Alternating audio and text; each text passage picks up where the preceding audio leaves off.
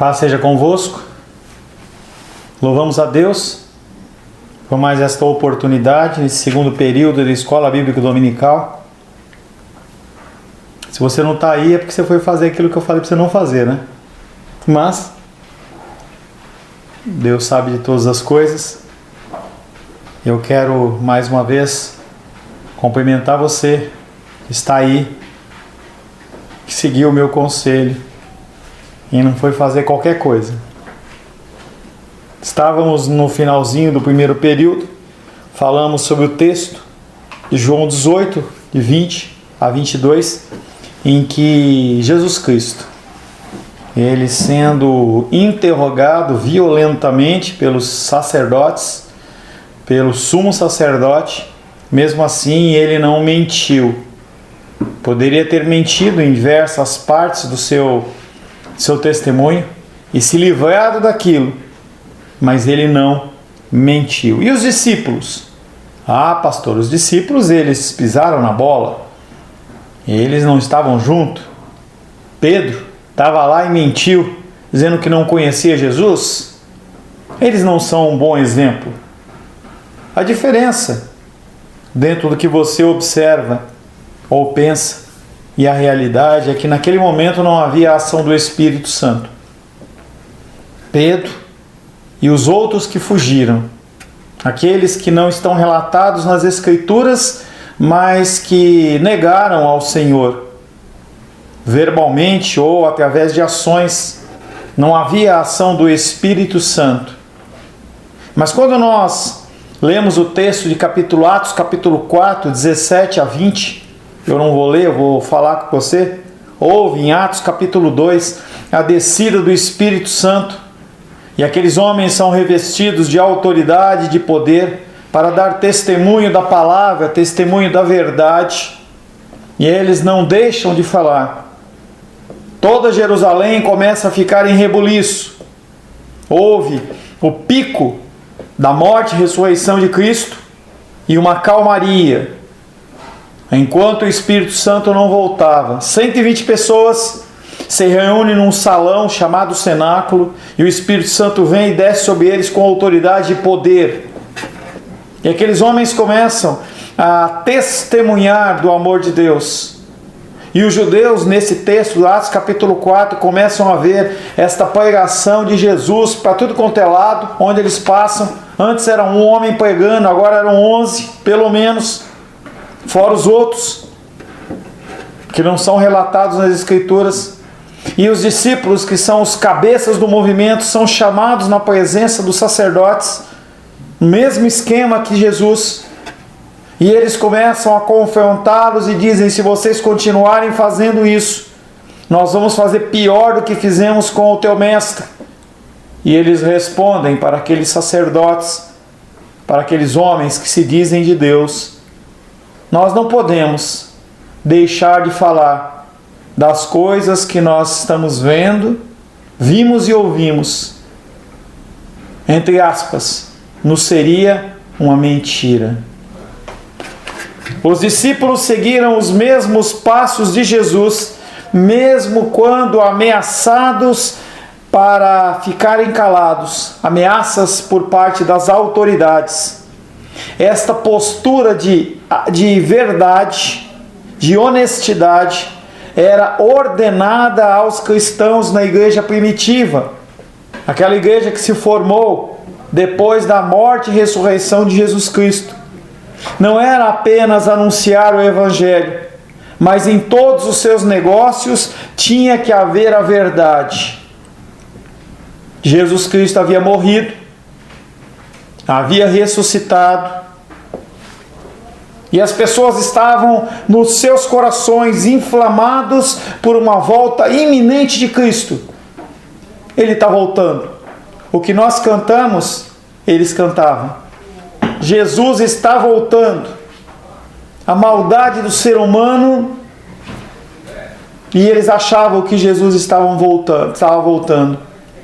E eles começaram a pensar da seguinte maneira: se Jesus está voltando, para que eu preciso de 2 casas? Para que eu preciso de 10 carroças? Para que eu preciso desse tanto de gado? Eu não vou conseguir comer tudo isso. Para que eu preciso de 10 carroças? Eita, eu não preciso de tudo isso que eu tenho. Então o que eu vou fazer? Eu vou pegar aquilo que é o suficiente para mim e o resto eu vou abençoar as vidas. E eles assim o fizeram. As pessoas começaram a vender os seus terrenos, as suas casas, os seus bens, e traziam e colocavam aos pés dos apóstolos para que eles pudessem administrar aqueles recursos. Mas houve um casal chamado Ananias e Safira, que aparentemente também era bem de vida, e decidiram vender um terreno. E o terreno custava 1.000. E eles venderam pelos 1.000. Mas na hora de levar a oferta aos apóstolos, para a manutenção da igreja, para abençoar os outros irmãos, eles levaram 700. Isso é uma conta que eu estou fazendo, não está isso nas escrituras, tá? E levaram 700. E aí primeiro foi o marido levar o dinheiro. E Pedro olha para ele e pergunta: por quanto você vendeu o terreno? Não é que ele estava querendo saber. O Espírito Santo já tinha falado com ele que aquele homem vinha com mentira. Não, vendi por 700. E aí o Pedro olha para ele e fala assim: o terreno não era seu? Se você tivesse vendido o terreno e ficado com todo o dinheiro, alguém ia falar alguma coisa para você? E por que você está mentindo para o Espírito de Deus? Juízo sobre a sua vida. E aquele homem tem uma morte instantânea, talvez um ataque cardíaco instantâneo, não sei qual foi a enfermidade que veio sobre o seu organismo, mas ele morreu. E a palavra de Deus diz que as pessoas que estavam ali arrastaram ele pelas pernas, levaram lá fora, abriram uma cova e jogaram ali dentro. Passado um tempo, vem a esposa, vem Safira: Pedro, você viu a nossa oferta? Vi.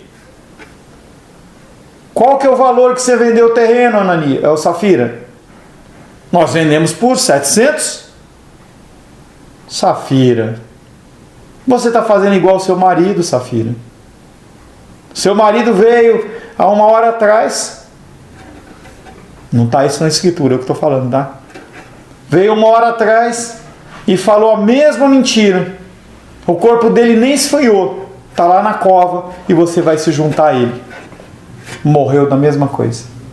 Foi levada para fora, enterrada e colocada lá. Você entende o problema da mentira? Eu não estou falando de dízimos e ofertas, mas aqui tem a ver também.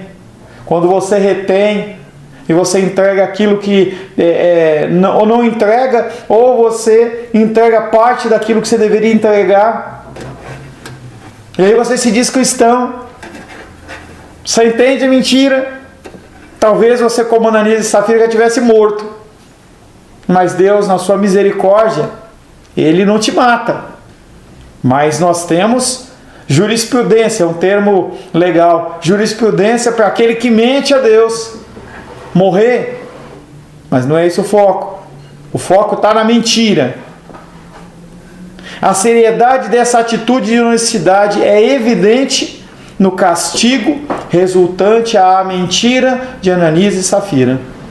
O que Deus estava ensinando com a morte de Ananias e Safira era: a mentira não é tolerada no meio cristão.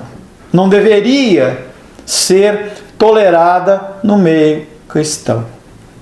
Devemos igualmente sermos honestos e cumpridores do 9º mandamento. Cuidado com o juízo de Deus. Cuidado com o juízo de Deus. Nosso exemplo errado. Os sacerdotes mentem sobre Jesus e obtêm a sua condenação. Pergunta para você: a condenação de Jesus Cristo veio por causa da mentira? Foi só ela? Não, foi uma ordenança de Deus. Lá em Isaías 53 fala que agradou o Senhor moê-lo. Tem toda a profecia. a minha salvação e a sua salvação. Mas quem que foi o canal? Foram os judeus que mentiram. Sabemos que todos os detalhes da vida de Cristo estavam nos planos insondáveis de Deus, inclusive a sua traição, a sua morte e a sua ressurreição. Lucas capítulo 22 diz: porque o Filho do Homem, na verdade, vai segundo o que está determinado, mas ai daquele por intermédio de quem está sendo traído. E outra passagem fala: era melhor que ele amarrasse uma pedra de moinho de lá de 150 quilos, amarrasse no pescoço e jogasse no lago. A punição sobre essa pessoa, a consequência é muito séria, mas foi porque havia sido designado. Sem redução da responsabilidade dos envolvidos na condenação, eles eram responsáveis. Havia ordenança de Deus? Havia. E eles fizeram, deram vazão ao seu próprio coração e mentiram. Mentiram contra o autor da vida. Somente com a morte de um justo, ou o justo, porque não há nenhum justo sequer, com poderes para vencer a morte, seríamos salvos. Porque Cristo morreu, lembra? Morreu para glorificar a Deus, através do cumprimento das Escrituras, e também para que nós pudéssemos ser salvos. Nada ocorre por acidente na minha vida e na sua vida. Deus não estava meramente reagindo às circunstâncias e à rejeição imprevista de uma turba. Não, ele estava fazendo aquilo que era programado. Ananias e Safira morreram porque foi a paga daquilo que eles fizeram. João 10, 17, 18. Por isso o Pai me ama, porque eu dou a minha vida para reassumir. Ninguém a tira de mim. Pelo contrário, eu espontaneamente a dou. Tenho autoridade para entregar e também para tomá-la de volta. Esse mandamento eu recebi do meu Pai. Por outro lado, cada uma daquelas pessoas, mesmo executando o plano de Deus, foi responsável por suas ações e por suas escolhas. Atos capítulo 2, verso 23. Atos capítulo 2, abre aí por gentileza.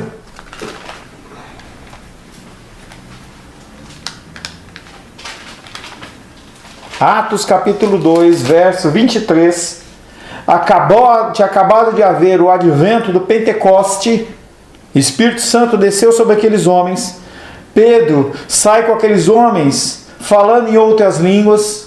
As pessoas que estão em Jerusalém na época da Páscoa, ouvem eles falando na mesma língua deles. Eles não estavam falando língua dos anjos, eles estavam falando línguas idiomáticas. Aquelas pessoas que estavam em Jerusalém eram pessoas judias, mas que estavam em outros países e falavam outras línguas. E eles falam: eles estão bêbados. Não é bêbado não, ainda é 9 horas da manhã ainda. E aí ele começa todo um discurso para aqueles homens. Atos capítulo 2, verso 23. Varões israelitas, verso 22. Varões israelitas, atendei a essas palavras. Jesus o Nazareno, varão aprovado por Deus, diante de vós com milagres, prodígios e sinais, os quais o próprio Deus realizou por intermédio dele entre vós, como vós mesmos sabeis. Sendo este entregue pelo determinado desígnio e presciência de Deus, vós o matastes, crucificando por mão de iníquos. Pedro está falando, mesmo que havia um decreto de Deus, mesmo que o próprio Jesus tinha dito que aquilo iria acontecer, vocês mataram ele. Vocês são responsáveis por esta morte. Ninguém pode se apoiar na soberana determinação de Deus e dizer: eu fui forçado para fazer isso ou fazer aquilo. Lá em Tiago fala: nunca diga que eu fui tentado por Deus, porque Deus a ninguém tenta. Ele não força uma situação para que você faça. Você faz aquilo que a situação comanda no seu coração. É por isso que existem ídolos no nosso coração. Você pode não adorar imagem de escultura, você pode não fazer uma coisa ou outra, mas você cria ídolos do seu coração, que pode ser qualquer coisa material ou imaterial. Ninguém pode se apoiar na soberana determinação de Deus e dizer, fui forçado a fazer isso ou aquilo, porque Deus não tenta ninguém. Nem os sacerdotes foram forçados a se posicionarem contra Jesus. Nem Pedro foi forçado a negar Jesus. Foram ações que refletiam o pecado no coração, voluntariamente operadas, se bem que misteriosamente abrigadas no plano de Deus, e nós não temos como entender isso. Mas a realidade que a palavra de Deus traz é, nós fazemos o que fazemos porque a gente faz porque quer. Por isso que a gente sempre trata comigo, vocês tratam comigo e eu digo, não venha dizer que eu não fiz, foi sem querer não, você fez porque você quis. Quando você e eu mentimos, nós fazemos porque nós queremos. Quando nós agredimos o próximo, nós fazemos isso porque nós queremos. Não foi sem querer. Aquilo já estava borbulhando no coração. É aquela máxima que eu falo, o feminicídio que está tão em alta, ele não ocorre assim. Aí eu amo a Rosângela e de uma hora para outra eu tiro a vida dela. Não, algo foi construído. O coração começa a borbulhar daquela maldade. Você planeja aquilo, mesmo que inconscientemente, inclusive é mentira. Atos capítulo 4, verso 26 e 27 diz, levantaram-se os reis da terra e as autoridades. Ajuntaram-se a uma contra o Senhor, contra o seu ungido. Porque verdadeiramente se ajuntaram nessa cidade contra o teu servo santo, Jesus, ao qual ungiste, Pilatos, Herodes, com gentios e gente de Israel. As pessoas, elas fizeram o que fizeram, sabendo. Pilatos, quando estava perante o Messias, ele sabia que ele não poderia fazer aquilo. Ele foi alertado pela sua esposa, não faz mal a esse homem.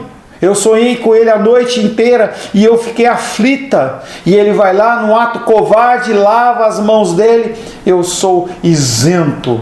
Não, ele não é isento. Mesmo lavando as mãos, mesmo não querendo, mesmo querendo, ele foi lá e fez. Porque ele quis preservar a si mesmo. Os sacerdotes se levantam e falam, se você não condenar esse homem, você é contra César. Nós vamos falar com César. E ele fala, opa, eu não vou contra o meu bem-estar. Então o que eu faço? Eu covardemente lavo as mãos. Você lavar suas mãos para não agir corretamente é mentira. Vamos examinar exatamente as acusações dos sacerdotes registradas em Mateus capítulo 26, versos 57 a 75. Abre aí. Vamos ter ler uma leitura um pouquinho mais extensa. Mateus, capítulo 26, nós vamos ler do verso 57 até 75. Mateus, capítulo 26, versos 57 em diante. Assim diz a palavra de Deus. E os que prenderam Jesus o levaram à casa de Caifás, o sumo sacerdote, onde se haviam reunido os escribas e os anciãos. Mas Pedro seguia de longe, até o pátio do sumo sacerdote, e tendo entrado, assentou-se entre os servos para ver o fim. Ora, os principais sacerdotes e todo o sinédrio procuravam algum testemunho falso contra Jesus, a fim de o condenarem à morte. E não acharam. Por que não acharam? Porque não havia mentira em Cristo. Lembra de Daniel? Ora, os principais sacerdotes e todo o sinédrio procuravam algum testemunho falso contra Jesus, a fim de o condenarem à morte. Então acharam, apesar de se terem apresentado muitas falsas testemunhas. Mas, afinal, compareceram duas afirmando, este disse, posso destruir o santuário de Deus e reedificá-lo em 3 dias. Lembra de Daniel, em que ele foi confrontado? Na palavra de Deus ele não voltou atrás. Enquanto estavam mentindo de Jesus, ele fica quieto. Mas quando falam da palavra... E levantando-se o sumo sacerdote, perguntou a Jesus. Nada respondeu ao que estes depõem contra ti. Jesus, porém, guardou silêncio. E o sumo sacerdote lhe disse: eu te conjuro, pelo Deus vivo, que nos diga se tu és o Cristo, o Filho de Deus. Pode mentir, Jesus? Diz que não é. Respondeu-lhe Jesus, verso 64. Tu disseste, entretanto, eu vos declaro que desde agora vereis o Filho do Homem assentado à direita do Todo-Poderoso e vindo sobre as nuvens dos céus. Então o sumo sacerdote rasgou as suas vestes. Por quê? Porque o pecado do próprio sacerdote ficou exposto. Ele estava perante o autor da vida. Rasgou as vestes e dizendo: blasfemou. Que necessidade mais temos de testemunhas? Eis que ouvistes agora a blasfêmia. Alguém era morto por blasfemar? Que vos parece? Responderam eles: é réu de morte. Então uns cuspiram no rosto e lhe davam murros, e outros esbofeteavam, dizendo: profetiza-nos, ó Cristo. Quem é que te bateu? Ora, estando Pedro assentado fora do pátio e aproximando-se uma criada, lhe disse: também tu estavas com Jesus, o Galileu. Ele, porém, o negou, dizendo diante de todos: não sei do que dizes. E saindo para o alpendre, foi ele visto por outra criada, a qual disse aos que ali estavam: esse também estava com Jesus o Nazareno. Ele parece com Jesus, ele fala como Jesus, ele se veste como Jesus. E ele responde. E ele negou outra vez, com o juramento: eu juro por Deus que eu não conheço esse homem. Eu juro por Deus, ficou da minha parte. Logo depois, aproximando os que ali estavam, disseram a Pedro: verdadeiramente és também um deles, porque o teu modo de falar o denuncia. Ele viveu tanto com Cristo que ele não conseguia falar de uma maneira diferente como Cristo. Era igualzinho. Então ele começou a praguejar: eu não gosto de Jesus, ele é maldito, eu amaldiçoo ele. E se praguejar. E jurou: eu juro por Deus, é melhor eu morrer do que dizer que eu conheço a Cristo. Eu nunca vi esse cara é safado, é sem vergonha. Não conheço esse homem. E imediatamente cantou o galo. Então Pedro se lembrou da palavra que Jesus lhe dissera: antes que o galo cante, tu me negarás 3 vezes. E saindo dali chorou amargamente. Os sacerdotes, os membros do Sinédrio, que era o corpo, o diretor seria o nosso o Senado, o Tribunal Supremo, o STF, Supremo Tribunal Federal. Eles formaram a base do processo contra Jesus que o levou à morte. Essas acusações eram falsas. Eles emitiram falso testemunho e, portanto, eles quebraram o 9º mandamento. Como que eles poderiam julgar o autor da vida a partir da mentira? Na verdade, todo julgamento foi uma grande mentira. Dentro da lei deles, não se podia julgar ninguém com vias da pena capital à pena de morte na calada da noite. Pelo contrário, quando chegava às 6 horas da tarde, quando começava a se pôr o sol, a cultura judaica obrigava as pessoas a pararem para descansar, para que pudesse ter o quê? Um discernimento correto, não tivesse cansado das atividades do dia. Então, a gente retoma amanhã. É o que a gente vê nos tribunais. O juiz está lá fazendo trabalhando lá, vendo o negócio da audiência e tudo mais lá. E aí o que ele faz? Chega uma hora, bate o martelo e fala assim: retomamos amanhã, tal horas. Era o que era a lei lá em Jerusalém. E aqueles homens de carga fizeram isso. Foram passar a noite. Não convidaram as pessoas que eram favoráveis a Cristo, chamaram apenas aqueles que eles queriam. Eles emitiram um falso testemunho e, portanto, quebraram o 9º mandamento. Ainda assim, esses líderes religiosos o fizeram em toda tranquilidade e desrespeito sob as determinações divinas, e foram responsáveis perante Deus para levar um inocente à morte. Estava nos planos de Deus? Estava. Mas eles agiram? Agiram. O verso 59 desse trecho diz que os principais sacerdotes e todo o sinédrio procuravam algum testemunho falso contra Jesus. Esse testemunho falso não era apenas para atrapalhar a proclamação do Evangelho, mas para condená-lo à morte. Levantaram falsas testemunhas no verso 60, mas aparentemente tiveram dificuldade em arranjar uma boa história, algo coerente e plausível, porque tudo que se falava, as pessoas sabiam que Jesus não tinha feito. Então houve discussão entre eles. Eles não queriam depois ser acusados de injustos. Então eles ficaram procurando.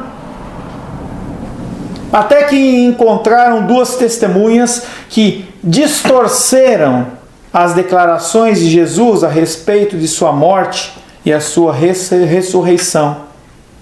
Eles pegam o texto que está lá em João 2, de 18 a 22. Vamos lá. João 2,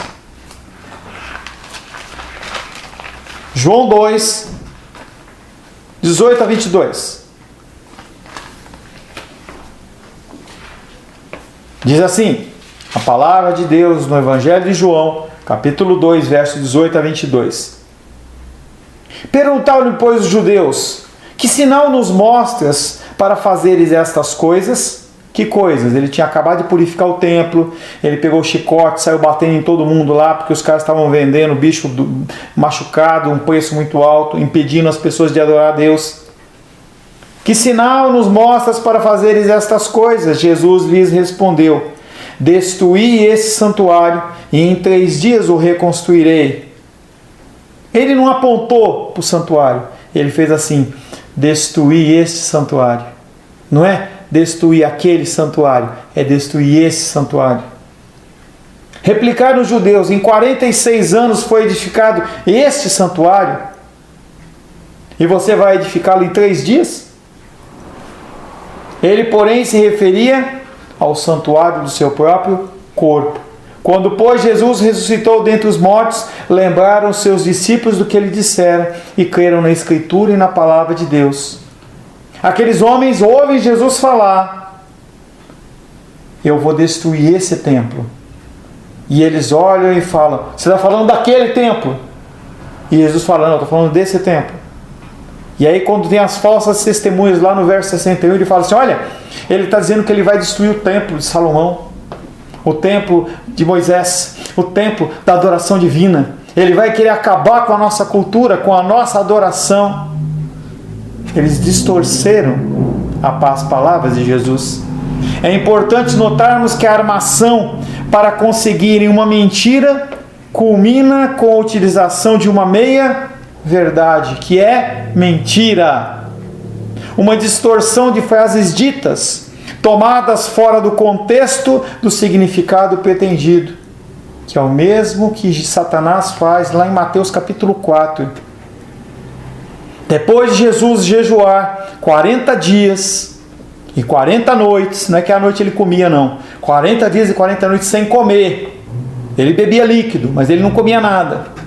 A primeira coisa que Satanás fala é: transforma essas pedras em pães, se joga, num outro momento, se joga desse templo, porque a tua palavra está dizendo que Deus não vai permitir que nenhum osso seu seja quebrado. Está nas Escrituras. O sentido não era esse. E Jesus rebate as 3 afirmações de Satanás com meias verdades, com a verdade muito bem colocada. E Satanás vai embora. É importante notarmos que a armação para conseguirem uma mentira culmina a utilização de uma meia-verdade, uma distorção de frases ditas tomadas fora do significado do texto pretendido. Por isso que A pregação da palavra de Deus tem que ser feita com muita excelência. Eu morro de medo de falar para vocês, porque eu posso falar algo que é mentira. E eu não acho muito difícil que eu tenha falado algumas mentiras para você. Algo que veio do meu coração. Porque eu sou ser humano, mas nós temos que sempre estar com o nosso foco em falar a verdade e procurar corrigir aquilo que é falado de uma forma errada. Por isso que nós temos que ler as Escrituras, para que nós possamos falar e agir segundo as ordenanças de Deus, não segundo o nosso coração. Falsear, tornar falso, distorcer, exagerar a verdade também é uma quebra do 9º mandamento. Quando você exagera, você está mentindo. Quando você reduz, você está mentindo. Quando você aumenta, você está mentindo. Quando você distorce, você está mentindo. Você entende a quantidade de vezes que nós mentimos no nosso dia a dia? Eu pergunto para você: e aí, pastor, por que você não participou da oração de quarta-feira? Pastor, eu estava tão cansado. Estava nada. Ah, não. Você pode me enganar, mas você não engana Deus. E é esse falso testemunho dos sacerdotes, que é orquestrado por eles, que levou Jesus à condenação. Foi culpa deles? Claro que foi. Foi ordenança de Deus? Foi. A mentira foi a base para a condenação à morte do justo. Eu não sou justo. Você não é justo. Nós não somos justos. Ele é justo. Mas não foram somente os sacerdotes que quebraram o 9º mandamento. Nessa ocasião, servos de Deus não estão imunes. E quando baixam a guarda, tornam-se presa fácil de Satanás. Jesus Cristo no pretório, junto de... Fugiu o nome? Do juiz lá? Pilatos. Junto de Pilatos. O que nós fazemos com ele? Os sacerdotes gritam no meio: crucifica-o! Digno de morte ele é. O que o povo fez? Crucifica-o. Digno de morte ele é. Muitos deles haviam sido curados. Você acha que não tinha ninguém que foi curado lá por Jesus? Você acha que ninguém que estava ali tinha comido dos pães que ele multiplicou nas 2 ocasiões? Você acha que no meio daquele povo não tinha ninguém que tinha sido livre de demônios? Que tinha testemunhado, que tinha mostrado, que era cego e passou a ver, era leproso e deixou de ser leproso. Aquelas pessoas que estavam ali também tinham homens que tinham sido abençoados por Jesus Cristo. E o que aqueles homens fazem? Crucifica ele. Ele é digno de morte. Não tira meu bem não tira minha bênção não, mas ele é digno de morte. Não importa se ele multiplicou pães, não importa se ele ajudou a viúva, se ele ajudou o cansado, não importa. Importa que naquele momento eu tenho que fazer parte da massa, da galera. Você entende como é difícil a gente ser verdadeiro nesses dias?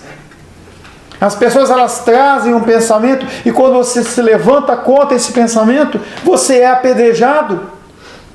O Facebook, o Instagram tem se mostrado um grande campo de batalha de ideias, de pessoas que não conhecem nada.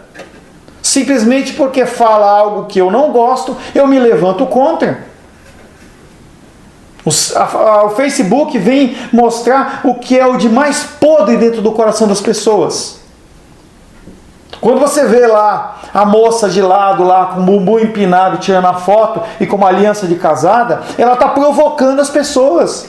Está errado. Quando a pessoa ela compartilha uma fake news, está errado, é mentira. E você vê que cada vez mais as redes sociais elas são popularizadas para o mal. E você faz a mesma coisa, você dá vazão àquilo. Eu tenho feito com frequência, quando as pessoas começam esse tipo de debate, começa essa conversa furada, eu excluo a pessoa. Eu não quero compartilhar daquilo. Eu não quero ser contaminado com aquilo.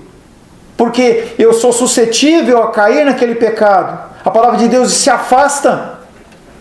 E as pessoas continuam aceitando. Continuam compartilhando. Ah, lindo e maravilhoso. Não é lindo e maravilhoso. É horrível. É horrível. Não foram somente os sacerdotes que quebraram o 9º mandamento. Servos de Deus não estão imunes. E quando baixam a guarda, tornam-se presa fácil, não só de Satanás, mas do seu próprio desejo. Não vai pôr a culpa só nele, não. Ele tem a parte da culpa dele? Tem. Ele é o autor da mentira? É. Ele nos induz. Mas a responsabilidade é sua. O seu agir mentirosamente é responsabilidade sua. Foi o que ocorreu com Pedro. Em um momento de fraqueza, não é que Pedro era sem vergonha. Não é que Pedro, ele passou 3 anos com Jesus Cristo mentindo. Naquele momento, ele baixou a guarda. Demonstrou a sua natureza pecaminosa e mentiu sobre Jesus quando se viu pressionado pelas circunstâncias. O mesmo sol que faz essa orquídea ficar linda e maravilhosa, muitas vezes é o sol que faz ela secar. O calor das situações podem mostrar quem você é. E Deus permite a luta e dificuldade na minha vida e na sua vida, para que você possa ver quem você é. Ele sabe. Quando a situação complica, como que você age? Em alguma série, estava vendo uma série um dia em que uma moça ela teve um acidente, casada com um rapaz, e aí ela ficou meio desfigurada pelo acidente, e aquele homem falou assim: eu não estou aqui para passar esse tipo de coisa. Ué, mas não disse que era até que a morte separe? Não, mas isso eu não estou pronto.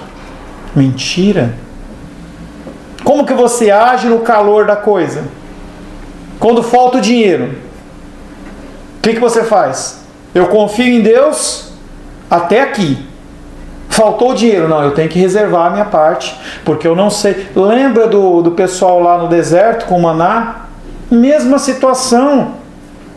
Nós vivemos tempos difíceis, sim, mas nós temos que crer que Deus, Ele é o nosso Salvador, o nosso provedor. Ele não vai permitir que nós sejamos tentados acima do que nós podemos suportar. E se a coisa está pesada, ora a Deus e entrega o seu fardo pesado na mão dele, que Ele entrega um fardo leve. Agora, mentira não é opção.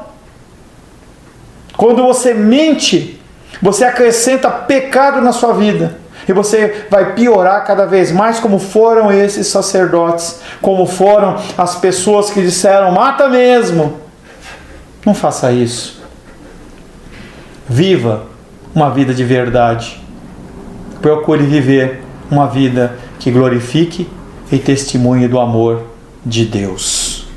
Essa é a palavra de Deus para você nesta manhã.